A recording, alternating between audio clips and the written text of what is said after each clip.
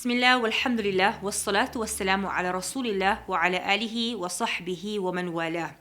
Sometimes when we look at this word opportunity of good, we tend to not understand how we are supposed to be looking at opportunities of khair and good in our lives. Now Rasulullah sallallahu alaihi wasallam, he gives us a beautiful explanation and a beautiful understanding from the life of the Sahaba radiallahu anhu ajma'in. And one day Rasulullah sallallahu alaihi wasallam was describing to the Sahaba radiallahu anhu ajma'in about 70,000 people who are going to go into Jannah without any reckoning and without any punishment. He said, بِغَيْرِ حِسَابٍ وَلَا عَذَابٍ. So they were quite fortunate, these 70,000 people.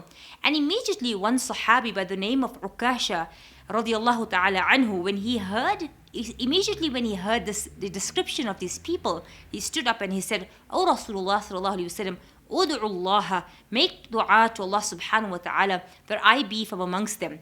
Now, in that moment, Nabi sallallahu alayhi wa sallam immediately made that dua, and immediately he was written to be amongst those people, those 70,000 fortunate people of the Ummah of Rasulullah sallallahu alayhi wa sallam who would enter into Jannah without reckoning and without punishment.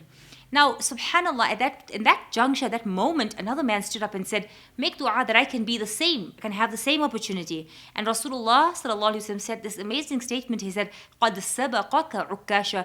Ukasha has preceded you, he has superseded you in that moment, because he seized that opportunity before you could even take that first step. And our beloved listeners, subhanAllah, in that moment, when you and I are trying to get close to Allah subhanahu wa ta'ala, when we are trying to do acts of khair, many a times we drag our feet, and we see in this moment two Sahabi both asking the same thing. But the one Sahabi, he was so quick, he immediately asked Rasulullah sallallahu alaihi wasallam to make that dua, and Allah subhanahu wa ta'ala granted him that fortune and that great sa'ada in his life to be amongst those 70,000.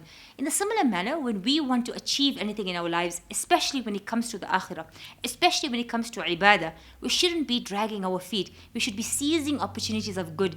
It is not coincidence that we hear of somebody who is in need of some assistance, or somebody who might need some kind of help, or somebody who phones you and asks you for your help. This is coming to you from Allah subhanahu wa ta'ala. So we have this opportunity in that moment to seize the opportunity of khair, or to drag our feet and then it passes us by.